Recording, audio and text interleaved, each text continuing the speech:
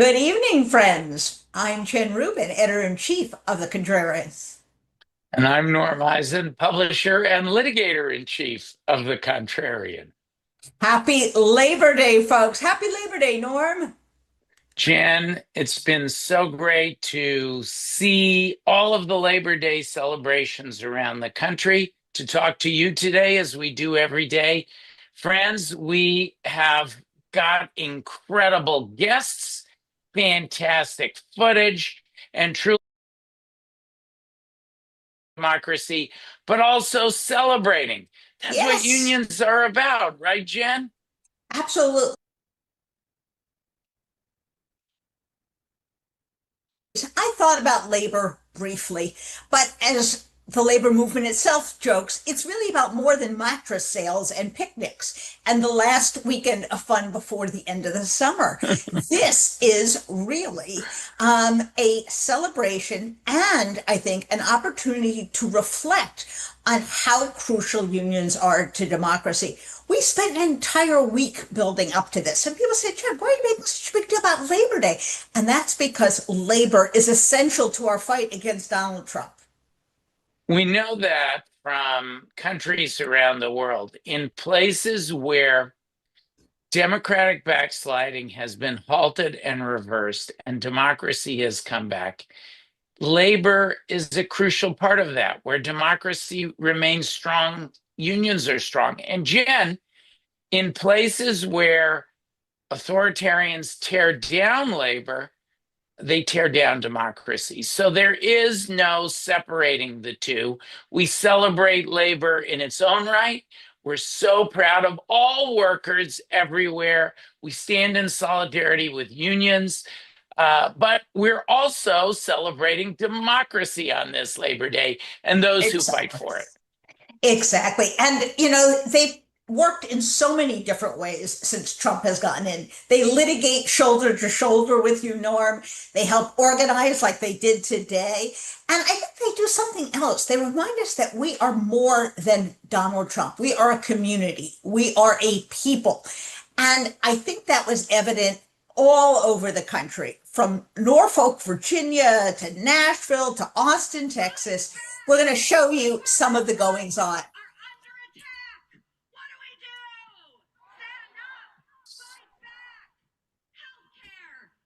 I love the flag, Norm. Ukraine. The Isn't that appropriate? signs, yes, the signs are a highlight of celebrating, and the signs have, look at that, and puppets. They have a sense of humor, Jen.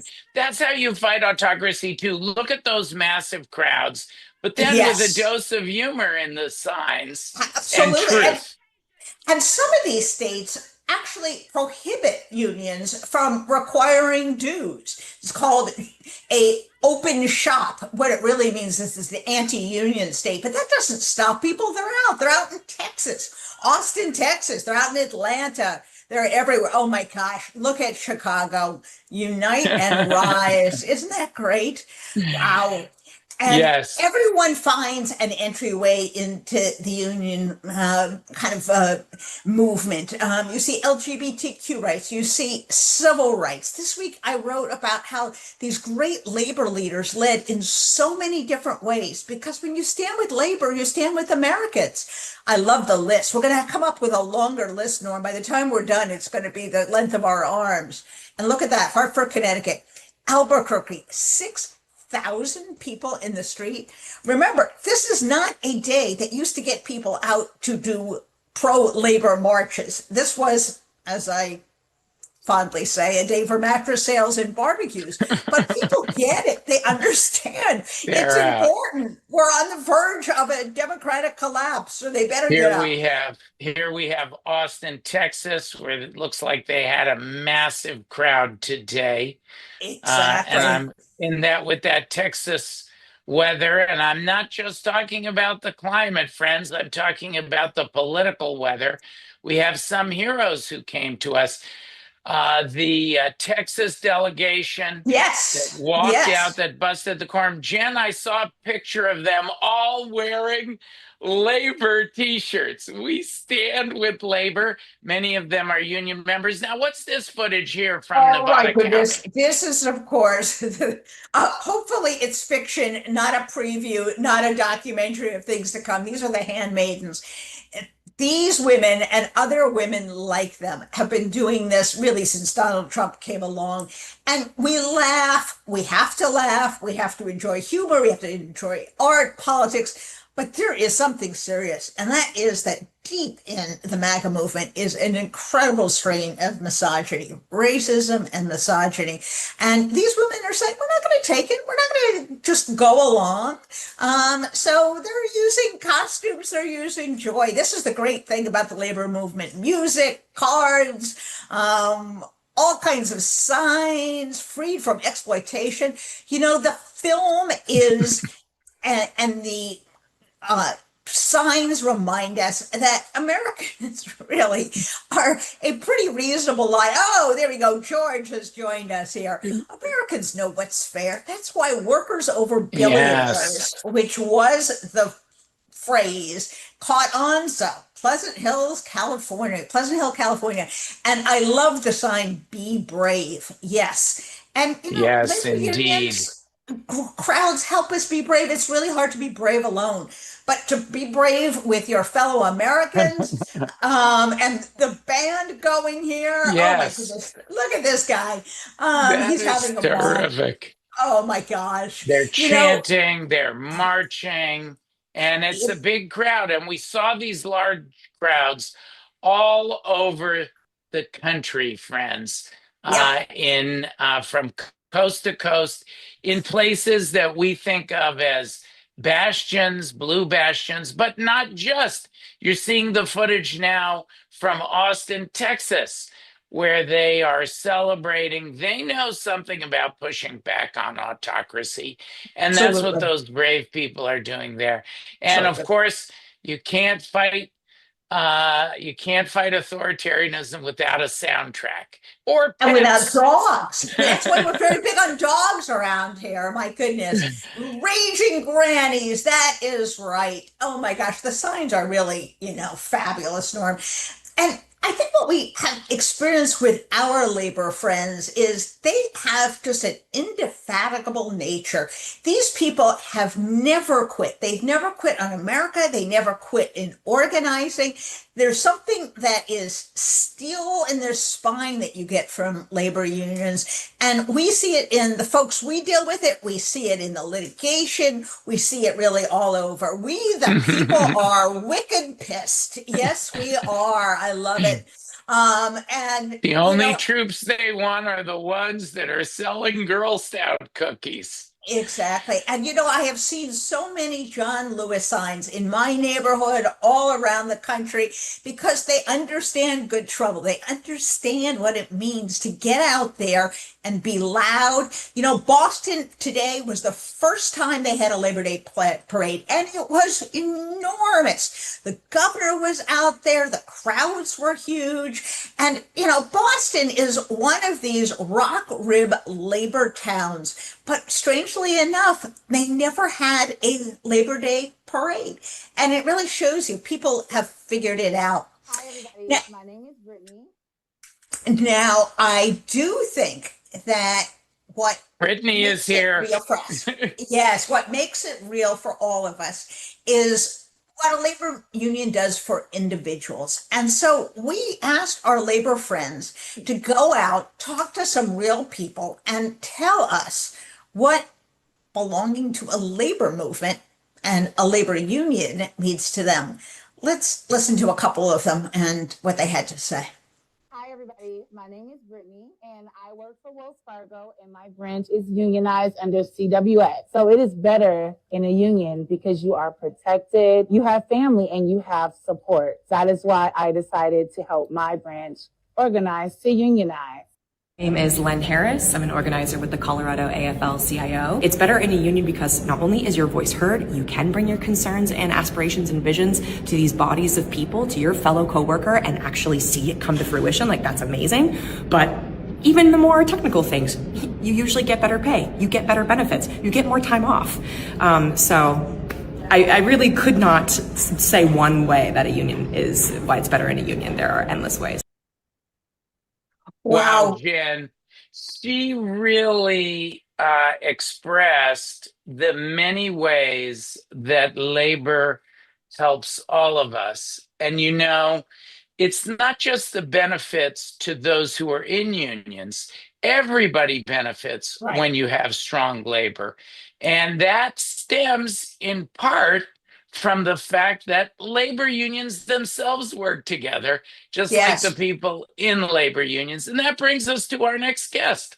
Absolutely. It was my absolute pleasure this week to talk to Liz Shuler, who is the president of the AFL-CIO. She is the only woman ever to hold that position. She is a pistol. She has held every union job you can imagine. Let's listen to what she had to say about this Labor Day. Norm, like Passover, why is this Labor Day different than all other Labor Days? She's going to tell us. Let's hear what she had to say. Hi, this is Jennifer Rubin, editor-in-chief of the Contrarian. It's my great honor to welcome back Liz Shuler, who is the president of the AFL-CIO. Welcome, Liz. Wonderful to be back. Thank you. Happy Labor Day. This Labor Day is really not like any other Labor Day, at least in my memory. What did the AFL-CIO intend to do with this day that perhaps hasn't been done in the recent past? Well, we're putting the labor back in Labor Day, putting workers first. It's, as I've said, it's not about the last mattress sale of the season or, the barbecue as much as it is, putting the experiences and, thinking and what workers are going through back into the holiday. And, we know that workers are worried. There's a lot of uncertainty in the economy. So we wanted to uplift their stories. We wanted to be out in the streets, galvanizing and mobilizing. And so that's what we've planned to do, is with events all across this country. And that certainly is happening. I'm very interested in this moment and the labor union's role.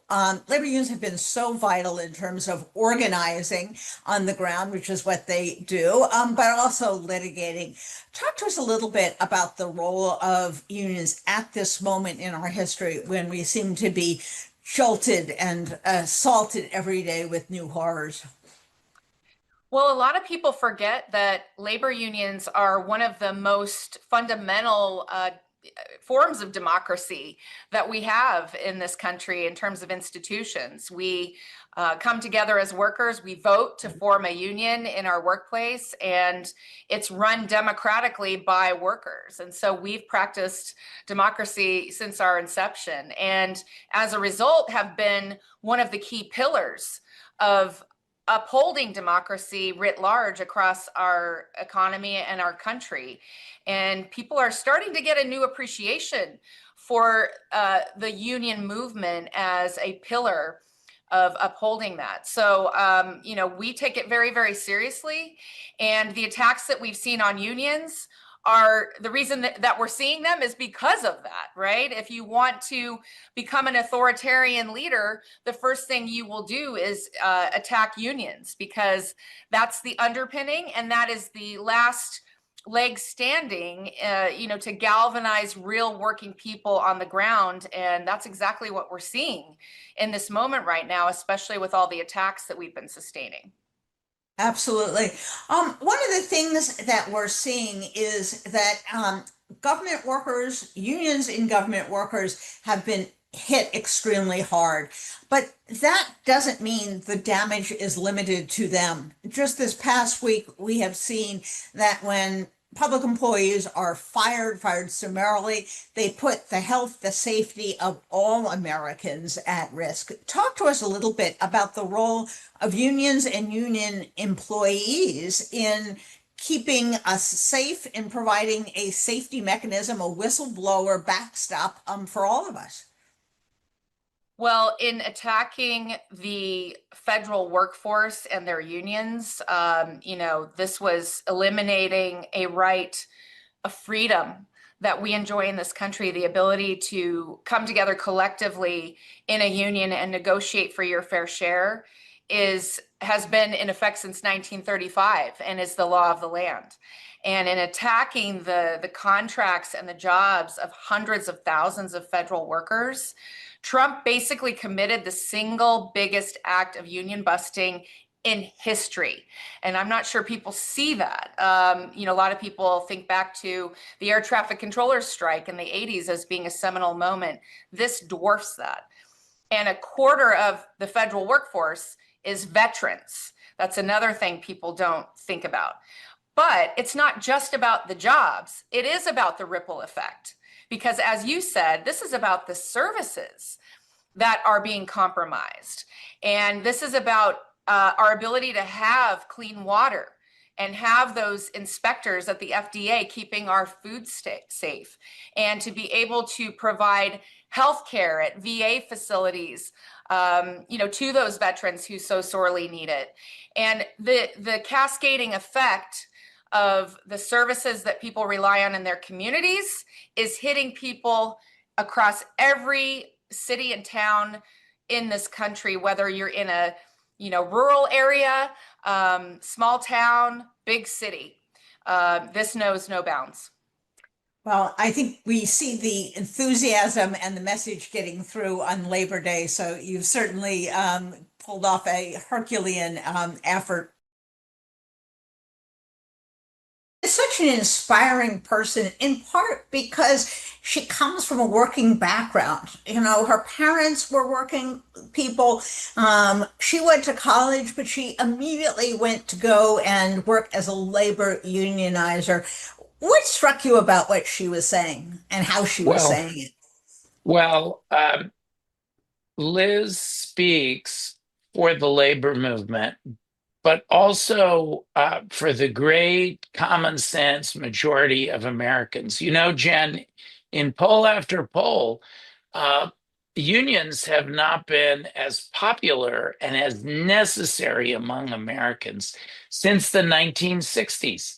And Liz speaks to that reality of the way that the unions and unions working together lift up union members, but also benefit all Americans. And Jen, that brings us to our next guest, the Secretary Treasurer of the AFL-CIO. Fred Redmond. Fred, welcome to our little band of Labor Day celebrators. Well, thank you very much. I'm happy to be here. I was getting fired up listening to that lady you had on before me. Yes, and Fred, I'm sure you're so lucky you get to work with her every day. Every day, I sure do. She's a warrior, she's a fighter, and we're privileged as a labor movement to have her as our president. Well, and she's lucky she gets to work with you too, Fred. Go ahead, Jen. Where were you today, Fred? What city were you in? I'm in Philadelphia. I'm in Philadelphia. We had a excellent parade and rally today. We've had a couple of thousand people hit the streets, workers from different areas of the workplace. We had nurses, we had pipe fitters, we had plumbers, we had steel workers, we had electricians. And it was a very motivating event that we had in Philadelphia, because at the rally before the parade, I got to talk to a lot of workers, and they're pissed off, they're angry. Yes. And this Labor Day took on a different meaning, I think, to workers than it has over the last couple of years, because workers are really feeling the attack that's coming from this administration. Absolutely. What are they saying they're angry at, and who are they angry at? Well, they're angry at the fact that, they're angry at this administration. Workers, a lot of our members voted for Trump, and we'll admit that, and they're angry because what they did not vote for is for 1 in 8 federal workers being pushed out of their jobs this year alone, a total of 300,000. But they're angry because what they did not vote for, according to the last jobs report, 37,000 manufacturing jobs has been killed over the last 3 months. They're angry because what they did not vote for, what they did not expect from this administration was 2 million is the number of unemployment claims that has been filed this year alone, the highest amount since 2021. And they're angry because 1 million federal employees has been stripped of their collective bargaining rights. And that's not counting the over 400,000 federal workers who had their bargaining contracts canceled in August alone. We're talking about federal employees from the VA, from the EPA, from the USDA, food inspectors. And I just heard today that unionized employees at NASA and some other agencies literally had their bargaining rights stripped from them today. So on Labor Day. On Labor Day. So, this is an attack against workers, and workers are angry because this isn't what they bargained for. This is not what they thought they was going to get out of this administration. And, that's what's making them angry. Absolutely. Fred, talk to us a little bit about the effect that it has when you have, for example, food safety workers and other people who protect the American people. What is the effect when there are these massive attacks on labor and massive firings within the federal government on Americans from coast to coast? Well, it puts the American people at risk.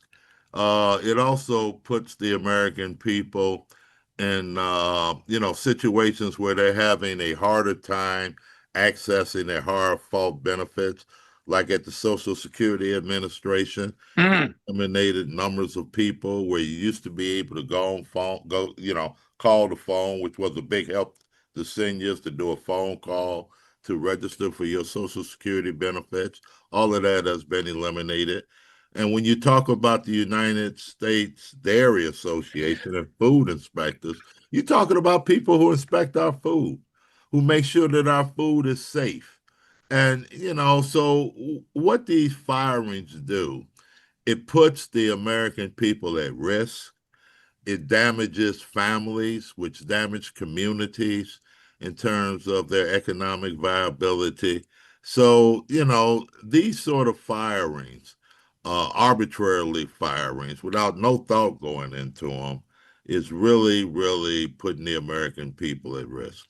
Absolutely. We see here marches from today in Washington, D.C., really enormous turnouts. I do not remember, at least in my lifetime, sizes, crowds of this size. And, I think when you see that solidarity, I think it also, doesn't it, for you, Fred, communicate that, Donald Trump wants to divide us, pit us one against the other, blacks against whites, native born against immigrants. And solidarity to me means, at least, no, we're not going to play that game. We're all in this together. Is that kind of the message that you're getting from folks? Well, that is the message. Solidarity is real for union members. We believe in solidarity. We believe in what Mother Jones used to say, injury to one is an injury to all. And we feel the effects of what's happening to government employees is being felt by private union employees, by public sector employees, because we know that if with the signing of a pen, this president can eliminate over 1 million jobs, I'm talking about collective bargaining rights for government employees. He could do the same thing to private unions in his mind. And there's no doubt that he will not do that. So, solidarity is what binds us together. It was solidarity of workers, of the union movement in this country that enabled us to fight against child labor, to fight for a minimum wage, to fight for safety and health in the workplace. It was that solidarity of workers binding together, understanding the concept that we're stronger together, collective action is what has made the union movement powerful over the years. And it's going to take that solidarity to win these battles against this administration. Fred, when Norm, you're out there with all the people, Mhm. what's their reaction to these tax breaks for billionaires that are Yeah. taking healthcare and jobs Mhm. away from the millions of American people? Well, the reaction is a great sense of frustration. We have people today who, because of the high cost of commodities and the high cost of food, based on this irresponsible tariffs that this president has implemented, and then with the job loss and high number of unemployment, to see billionaires getting tax breaks and corporations, people who didn't ask for them, but they're getting them because of the policies of this administration. It's very frustrating to people. But the good thing about union members and the good thing about the labor movement, we have not given up on the promise of America. We have not given up that. We need to rebuild a new social contract. We need a social contract written by workers for workers that's going to benefit all workers in this country. So although, when we look at tax breaks for millionaires, quite naturally they're unfair when we see what's happening and the destruction of families throughout this country with the deportations and the rounding up of people, then it's frustrating, okay? But it also gives us energy, okay, to continue this fight. Because if absolutely. not us, then who? We're polling the labor movement, we're polling 20% favorability over the Democrat and Republicans party. More Absolutely. and more people are turning to organized labor as the solution to these problems. It's about the only institution in America that has a positive rating at a time where people have lost faith in the Supreme Court, in the political parties, all sorts of people. Brett, I'm going to ask you to stick around and listen to part of an interview that our very own April Ryan did this week with a gentleman who I know is a friend of labor, and that is Leon Russell, who's the chairman of the NAACP Right. board of directors. So let's listen to this and we'll talk Sure. about it on the other side. What do you see in the future when it comes to labor and Black America in this moment of the golden era? In this particular moment, I think it's very important for us to understand that we have to strengthen the collaboration, that we have to use our resources together, that we have to understand that we have got to motivate all of our members, all of our constituency. We have to motivate and educate them on the fact that they do have power. That in this moment where we're shifting toward authoritarianism, where we're shifting to a situation where people want to take advantage of people, put them, I think, to move us back, quite frankly, to the 1900s, if not the 1800s. It does, Fred, seem like their vision of America is something pre-New Deal. This just does seem like they are not operating in the 21st or even the end of the 20th century. No, that's correct. And, I appreciate the words of Chairman Russell. Look, Martin Luther King spoke to the AFL-CIO convention that was held in Belle Harbor, Florida in 1961. And he appealed to the delegates of that convention. And his words was the two strongest movements to build social and economic and racial justice in this country is the labor movement and the civil rights movement. I am the son of two sharecroppers from the South who was part of that great migration, who migrated to Chicago with one hope in mind, to have a better life for their kids than they had in Mississippi. Okay. And my father struggled, did all kind of jobs, but he found avenue to the middle class when he got his first union job and worked on the collective bargaining agreement. So when we see Mhm. this attack on collective bargaining, then it's really an attack on the middle class. Okay, Yes, it's collective bargaining. It's unions that built the black middle class in this country, that built the middle class that was welcoming to European immigrants who came to this country seeking a better life. So this attack on collective bargaining on workers by this administration is really an attack on the middle class, and it's absolutely. pushing people down on the economic ladder while the billionaires continue to rise to the top. So what we're Fred, seeing is what we are seeing is an attack on our very way of life. Fred, Absolutely. share with us a little bit the aspect of that attack on workers who are migrants to this country. Because in hearing you speak about my family came here, my Yeah. father sought refuge in 1940. He was an undocumented migrant. He joined the army, he became a citizen. And migrants who come to this country are motivated by that same dream as your parents, my parents, Jen's parents. So, talk about the attack on migrants and how that factors into the labor landscape. Well, it factors in because what we're seeing is a system of rounding up, separating families, illegally deporting people without due process. And, it's against everything that the immigration laws in this country should be standing for. Look, we're not saying, okay, that the immigration laws in this country is totally fair, but what we're saying is that we need a common sense resolution. Okay, a resolution that includes due process that respect people as human beings and give people the opportunity to raise their issues of asylum, work permits, before a arbitrator, before the courts, but to round people up and ship them to a third world country or ship them in harm's way. First of all, it's immoral. It's Yeah. it's against anybody's who believe in a higher power.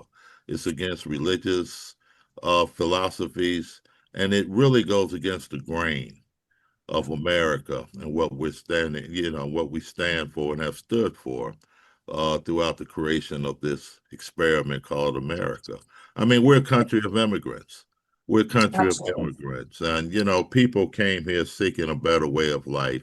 And that's no different than the immigrants that's being rounded up today. Okay, these people Absolutely. who came here, they work hard for a living, they pay taxes, and they're trying to enjoy the life. They're trying to work toward a life here in America and contribute to society. So what we're seeing today, first of all, we think is an illegal process. When you just ship folks away without due process. And we are going to continue as a labor movement to see common sense, legal, due process immigration reform and to continue to speak out against this travesty that we see taking place in our society today. Fred, we cannot thank you enough. We know it's been a very long day for you So and thank probably you. a long month leading up to this. So, what a great day. You guys have really, once again, shown you know how to organize people. Thank you for sharing your thoughts with us. Thank you for all you do. And get some good sleep. And then tomorrow it's back to work for all of us. So, we will see you next time. Thanks so much, Fred. We That's really right. appreciate it. Well, thank y'all for all that y'all do, and I appreciate it being able to spend some time with you. Take care. Thanks, Absolutely. Fred. Okay.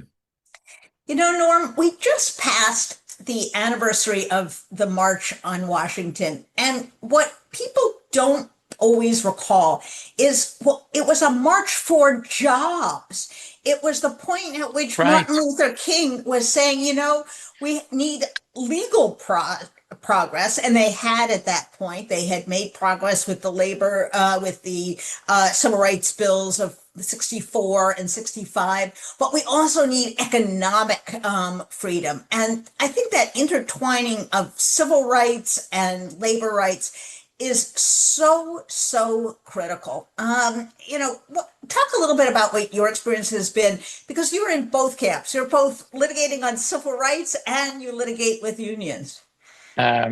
Union rights are civil rights, and civil rights are union rights. And Jen, it's been so impressive for me as somebody who, at this point, I counted the other day, we have over 125 legal matters, thanks to you, Contrarians. Since we're not owned by anyone, all profits from the Contrarian go to support that litigation. But it's been so striking for me because labor has been at the forefront again and again of fighting in court, not just to protect the interests of a particular union or of the labor movement, but the Constitution. And they have been punished for it. Donald Trump makes no bones about it. I wrote about this in my publisher's note this week, that the unions that have been the most vocal are the target of his retaliation. And he says, for example, he's cracking down on federal employee unions or teachers unions because they have stood up for their rights. But he doesn't understand he's always been anti-labor his entire career.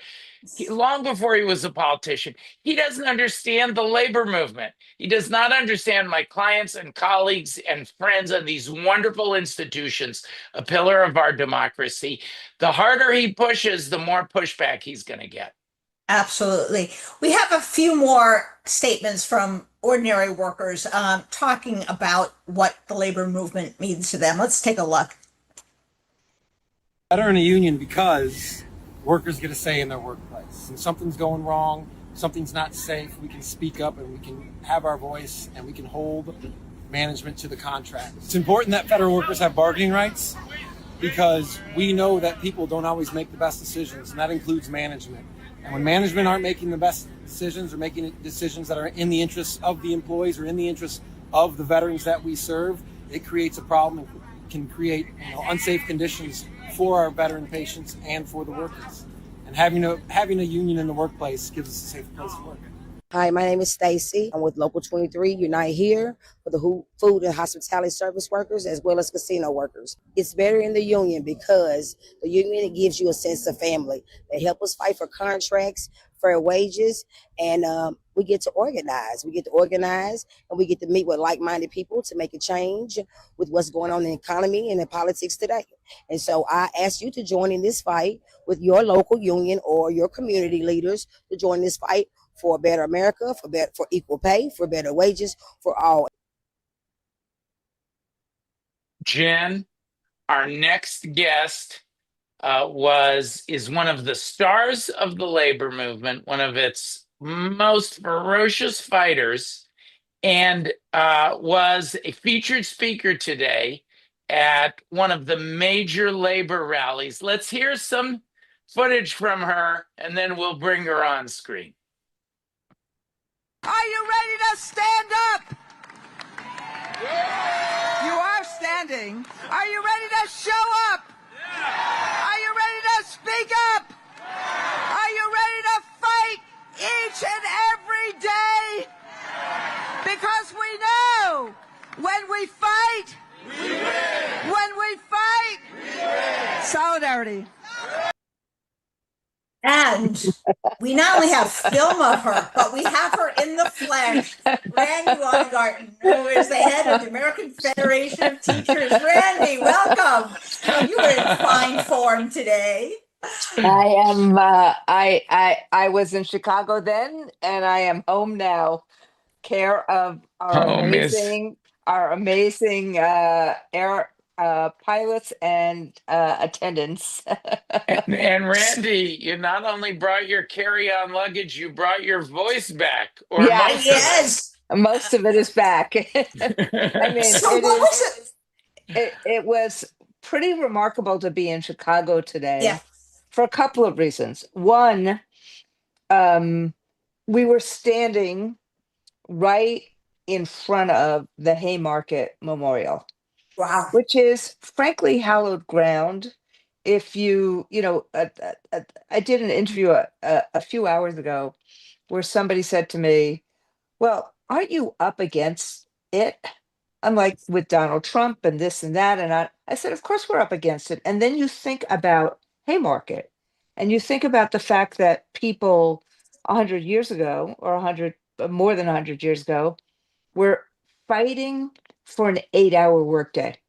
You think about at the turn of the, not this century, but the last century, in the pre-Gilded Age, what was happening in the meat packing plants in Chicago, what was happening in fields, what was happening in child labor. And you think about all the things that we as a labor movement, sometimes with basically nothing but, progressive help and muckraker help and the newspapers, we didn't have lawyers like you, Norm, who were fighting using the courts to fight for basic dignity. So you basically had people on the streets. Think about Triangle Shirt Waste Factory, Yes, the fire.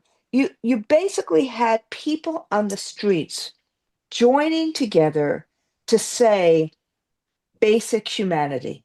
That's what being absolutely. in Haymarket was like today. And so what you saw all throughout the country is there were 1,000 events today where people said, we're not just doing picnics and parades. We are talking about what workers deserve and what we need to do in this moment to both. And that's why I'm glad you used that tape. Speak up, show up, stand up for a democracy, both in terms of society as well as in terms of work. And that's what the Absolutely. labor movement is about. Absolutely. Randy, I'm going to ask you to do something that no one ever asks you to do, which is go slightly to your left. Okay. Slide a little bit. There you There go. you go. Now we've got you. You Now know, we've Now you got me. Randy, Now you got me centered. there you go. Randy, people say we've never had a president like Donald Trump, and that is true. But every single tactic we are seeing, we have seen before. You talk about violence against labor. You talk about violence against immigrants. You're talking about violence against unions per se. You could be reading out of the Red Scare handbook from 1919. Right. Unions have this in their blood. You know how to fight this. Talk a little bit. Sacco and Vanzetti. Absolutely. So, talk to us a little bit about kind of what the institutional memory of labor unions and frankly what teachers who teach history like you did and teach government can do for a country when we're going through a time that most people have no way of relating to. I've never had any experience like this. What can you kind of share, having gone through a history, at least in terms of your labor knowledge, through times like this before? It's a really good question. I think that the one thing that is different, Jen, right now is that with social media Yeah. and with not just ChatGPT and all, but all the misinformation Yeah. and the disinformation, and the fact that people don't have an attention span anymore and are very susceptible to that, it makes knowledge and the accumulation of knowledge much more important, but much harder in terms of figuring out how to share trust and how to share knowledge.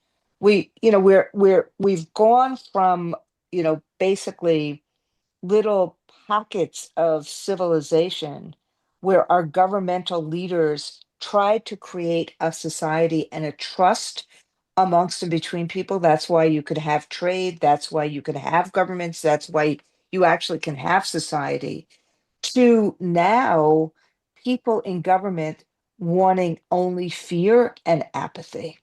Yes. So the knowledge piece becomes really important. And as a school teacher, I often say to audiences, it's not one of the first lessons I learned in teaching was it's not what's said, it's what's heard and what's felt. And we have to really think about how to communicate in that kind of way. That's number one. But number two, and this is part of the organizing 101 principle, but you saw this in the civil rights movement hugely. You see it and heard it in the last book that King wrote, which is Chaos versus Community. So the second thing that's really important, which is part of the reason why having 1,000 events today, having people together today, community is absolutely essential now because people can't be alone. We can't protest alone. Protest needs to be nonviolent. We need the courts, what Norm is doing, to slow things down and to try to actually have the rule of law. But if we don't have community together, if we don't have each other's back, that is the essence of solidarity. But it also means, how do you not only embrace each other and have each other's back, but how do you then act in concert with each other on things that are really important to people? And democracy and economic justice, or being able to see a world that's possible again, see a life that's possible again. That was the American dream. That's what the labor movement needs to do, not only for our current members, but for workers in general. Absolutely. We're Randy. looking at great scenes from Atlanta here. And you know, what we're seeing, Randy, is it's not just in traditional labor strongholds, it's all across the country. Exactly. It Exactly. really is remarkable. Norm? Randy, wherever there is a fight for democracy, you are there. I have to tell, and Randy never forgets the human dimension. She sent me a text this morning. Are you okay? And I texted her back, why? Has there been some new threat against me? And she's like, no, I just wanted to see how you are on Labor Day. And you've been present, Randy, for all of these great struggles for our democracy. Will you talk a little bit about the AFT's leadership here in DC? You have so many teachers who are impacted Right. by the illegal military occupation of our city. What has the work been like in DC as part of your labor work, but also your democracy work? So let me start little, which is I was away when the occupation started. And the first kind of work day that I was back, I had a lunch for our staff in our union. Our office is right by the Capitol, right by Union Station. And, I knew people were scared. And so we just had a lunch for people. And instead of doing speech, I went table to table, just talking to people. The notion, and I've watched this, Norm, in your city. I mean, it's my city too. I worked there. I have lived there, but there's a sense of betrayal and a sense of taking away our freedom, and trying to create a fear that has gone through the city. And I've seen and watched the city go from being a little scared to being really pissed off and angry. And I've watched that change, but we had to, just like I talk about community, that's organizing 101, solidarity. The communities had to come together and free DC, people doing a lot of work with kids, for safe passage, um, watching that watching people get their cameras out and making sure that there was the people's accountability. And frankly, today, I've heard that there were thousands of people on the streets today basically saying, no, not on our watch. So Exactly. that's the shift that I've seen in our city, which is really important. And what's going to be interesting is 30 days into this, whether or not the Congress will have a spine to say no. And because all of this, think about it. Why is Washington, D.C. not a state? Why is it not a state? It's not a state because there's, a political issue about who they would elect as senators and who they would elect as a congressperson. Washington, D.C. should be a state. Puerto Rico, if it wants to, should be a state. This is what we did, in the turn of the last century. We should be giving people that kind of freedom. And I think that what's happened is that the way in which Washingtonians have been treated right now by Donald Trump is just disgusting, and people feel that way. And let me say one more thing, which is it's not about crime. Yes, we should be dealing with crime. Yes, I believe in the broken window theory. I've always have. We should be dealing with crime. This is not about crime. Donald Trump and the Republicans took $1 billion away from Washington schools and from Washington law enforcement in the last year. Give that money back. And let's Absolutely. actually do the stuff that we need to do. We have a homeless problem. Let's deal with it. This is what Roosevelt did in during the Great Depression. They Yeah. tried all sorts of different things. Social Security was a very small idea that's now become a big idea. That social safety net, that's what we should be doing while we have a free enterprise system. That's what we need to do in Washington. Absolutely. And you're right about the crime, and it's not being solved by National Guardsmen picking up trash No. or by ICE raids taking down people on mopeds trying to deliver food to people.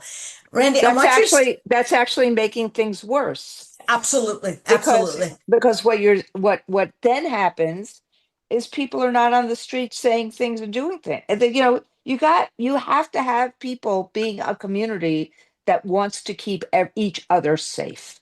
Absolutely. Randy, I want you to stick around because there's someone who I think you might know of. Maybe our audience doesn't. Stacey Davis Gates. She is the president of the Chicago Teachers Union and the executive vice president of the Illinois Federation of Teachers. She spoke earlier this week with our very own April Ryan. So let's listen to that and we'll catch you on the other side. Okay. Because workers have a particular type of power and a particular type of solidarity that provides both the power and the image of power and the solidarity that's necessary to actually make government move in the way that it's supposed to move. So I will say this: on Monday, our union, allied with other labor, we are going to be in the streets of Chicago with the faith community. We're going to be in the streets of Chicago with the political class, with our mothers, with our fathers, with our neighbors, with Chicagoans of all stripes, demonstrating the struggle to have a city that is respected because we have a Black mayor who is competent, who is bringing crime down, who is giving us a renaissance in this moment. And that if you are going to help us, then send books, send money for books, send money for libraries, send money for hot lunches, send money for safe passage. Do not send money for occupation. Wow. She's a force of nature. Randy, did I see her in the video? Was she standing in the front of the march with you today? Yes. And in fact, let me just brag on Stacey for a bit, because what we did, several months ago, we decided to bring together, because this is coalition building. Yeah. We said we should make Labor Day different. We should make it about what all workers deserve, including immigrant workers, including teachers, including, social service workers, hospital workers, the trades. And we needed to figure out ways that we brought community groups with us, people on all ideological spectrum, the whole ideological spectrum of the labor movement. So the May 1st coalition joined forces with the labor movement, and Stacey was key in bringing all of that together to actually have a unified message about fairness for workers, not just fairness for billionaires, but fairness for workers. And I give her a lot of credit for doing that. And in fact, today we announced a boycott on Target because of what Target has done in undermining workers and frankly undermining civil rights. Excellent, excellent. Well, she is wonderful, as are you. We love having you, Randi, and we're going to have you back on the Contrarian in just a couple weeks to talk about your book, Why Fascists Fear Teachers. And they do. They They do. do. Thank you so much. Thank you for all you're Happy doing Labor for our Day. kids, for the labor movement. Happy Labor Day. We'll see you soon. See you Bye-bye. soon. Bye-bye. Bye, Randi. Goodbye, Norm. Wow. She is, so oh my God, wonderful. a force of nature. If nature were a hurricane 24 hours Yeah. a day, 365 days of the year, that's what you need. You need people who have that leadership, and guts and that energy. Just a total inspiration. And two great friends of labor among our governors have really exemplified that. J.B. Pritzker, Gavin Newsom, I think they've really stood out among the fighters. And Jen, I like to... Wes Moore, too. Wes Moore has been wonderful. We saw footage today in Baltimore. Wes Moore, a military background, has said, he brings that toughness to his engagement. And the other governors, there have been other terrific governors and other wonderful leaders as well. But Jen, I like to think that part of what our friends, our hundreds of thousands of subscribers, over 500,000 of them, bring to the Contrarian is that same fighting spirit. And they don't only tune in, they don't only enjoy our great content, their paid subscriptions power the litigation. Yes. And then they show up, they march, they vote, they make themselves heard in our democracy. Stand up, speak up, they do it all.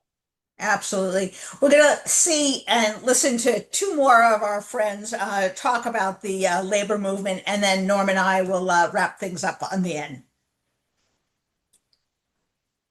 It's better because you got somebody to help you fight for your rights, support you. If anything happens, you got somebody you can lean on. People just can't do you however they want to do you. You got a support system that's there for you and want to see you succeed.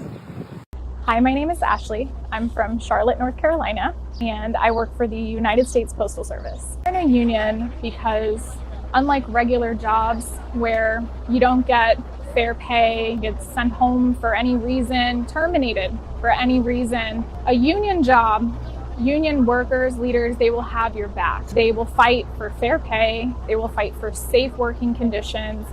They will fight for everything. All of the wrongs that are in your standard job, they will make right. I believe it's better in a union because you have protections. Many times workers, they are subjugated to poor treatment. They get fired without the proper processes. They are put on probations that they do not deserve. When you have a union, you have protection. It's like having a linebacker or quarterback looking out for you. You're not on the field without no pads. People are looking out for you. When you have a union, that is a source of protection, and you need protection in the workplace because this is how we feed our families. So I feel like I have someone looking out for me because I'm in a union. Norm, what comes through to me is this basic sense of fairness and justice. Americans know what's fair, what's right. We sometimes say, oh, the American people don't care. Oh, the American people have bought into Trump. I think when they're reminded of what matters, when they're reminded of really what has gone wrong, they will rise to the occasion.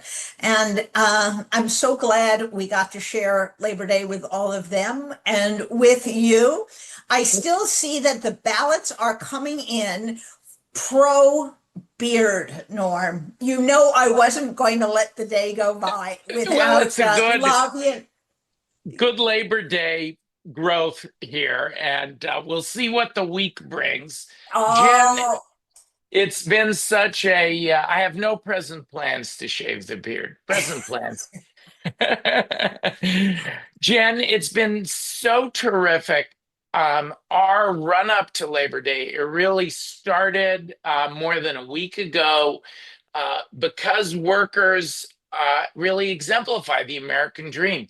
That is the the theme that ran through all of the coverage and all of the footage tonight.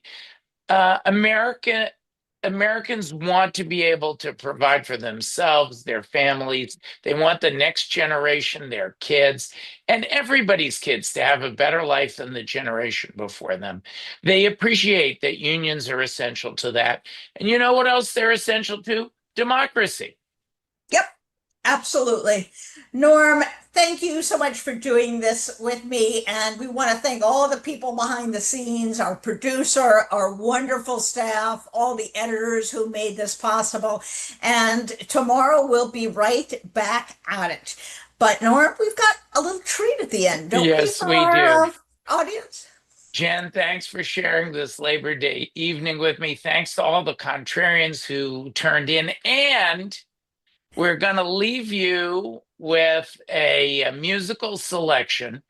It Ain't Gonna Go Away by Two Spoons Music. Now, that is a suitable theme because it describes labor. It ain't gonna go away no matter how Donald Trump may try. He's just making labor even more determined to fight back. But it also, but listen to the lyrics, friends, because it also describes Donald Trump's problems and scandals. They ain't gonna go away either. Great being with you, Jen. You too. And here are Kathy Fink, Marcy Marker. You can catch them in Los Angeles at the Ukulele Festival. That's the biggest in the world on September 20th. See you next time.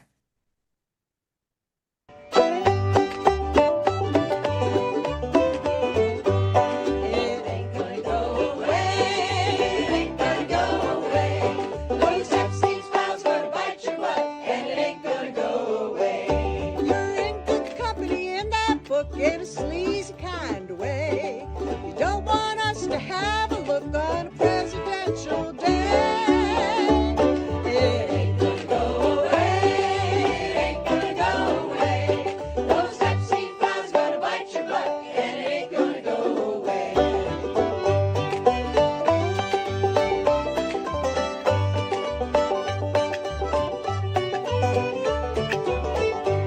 You can fire more people, you can try to distract, but it ain't gonna work this time. There's lots of pages you'd like to redact while you're slipping with the slime. It ain't gonna go away. It ain't gonna go away. Those Epstein files gonna bite your butt, and it ain't gonna go away.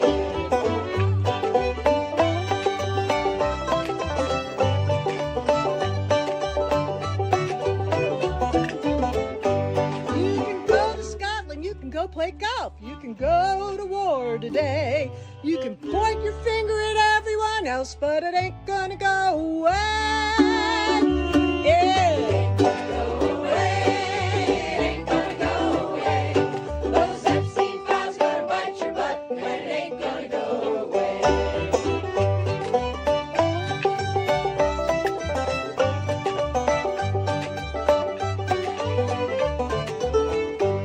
We won't stop singing till we see those names in a book we want to read. The victims all deserve that till we root out